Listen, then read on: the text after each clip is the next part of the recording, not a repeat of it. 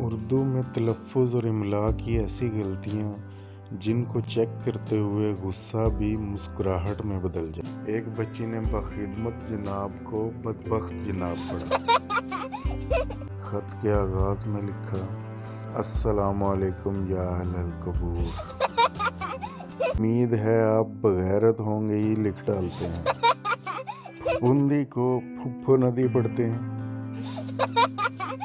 اردو ادب کی جانب سے ادب والوں کے لیے آج ایک استاد کی ڈائری سے ایک بہت ہی خوبصورت حصہ آپ کی خدمت میں پیش کر رہے ہیں۔ استاد صاحب فرماتے ہیں: مجھے اپنے ہونہار شاگرد بہت یاد آتے ہیں۔ اردو میں تلفظ اور املا کی ایسی غلطیاں جن کو چیک کرتے ہوئے غصہ بھی مسکراہٹ میں بدل جاتا ہے۔ دیکھتے ہیں کہ آپ کا غصہ مسکراہٹ میں بدلتا ہے یا نہیں۔ ایک دفعہ کلاس میں بچیوں سے کہا: پہلے درخواست پڑھ کر سنائیں پھر لکھیں۔ ایک بچی نے بخدمت جناب کو بدبخت جناب پڑھا۔ میں نے تصحیح کر دی، پھر اس نے کہا: فوزیہ کو 2 دن کی چھٹی عنایت کی جاوے۔ میں نے پوچھا: آپ کا نام فوزیہ ہے؟ جواب آیا: نہیں تو لیکن درخواست میں یہی لکھا ہے، وہاں فدویہ لکھا تھا۔ پرچے میں چچا کے نام خط لکھنے کو کہا گیا تو کسی کے چچا شاید وفات پا چکے تھے۔ خط کے آغاز میں لکھا: السلام علیکم یا اہل القبور۔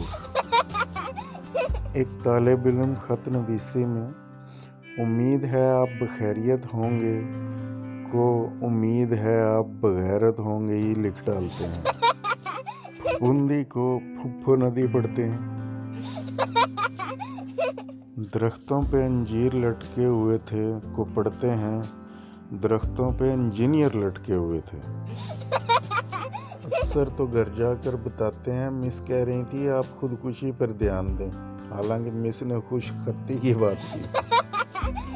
ایک بچے سے پوچھا گیا: آپ کی ماما ڈائجسٹ رائٹر ہیں، ڈائجسٹ رائٹر کا مطلب کیا ہے؟ بولے: ہاضمے والی رائٹر۔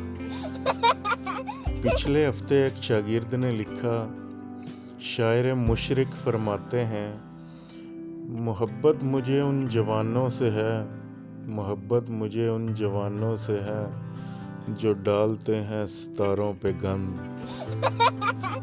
میم کیا ہم لعنت کا استعمال کر سکتے ہیں؟ ہرگز نہیں، یہ کیسا سوال ہے؟ میم آپ نے ہی تو نوٹ میں لکھا تھا کہ جہاں مشکل پیش آئے وہاں لعنت کا استعمال کریں۔ میں نے لغت لکھا تھا، لعنت نہیں۔ اگر یہ ہماری ویڈیو آپ کو اچھی لگی ہے تو ہماری ویڈیو کو لائک کیجئے اور اپنی رائے کا اظہار کمنٹ میں کیجئے، اور ساتھ ہی ساتھ ہمارے چینل کو سبسکرائب کیجئے تاکہ آنے والی ہر ویڈیو آپ کو جلد رسیو ہو جائے۔ تھینک یو سو مچ، اپنا خیال رکھیے گا اور ساتھ میں اس چینل کا بھی۔ اللہ حافظ۔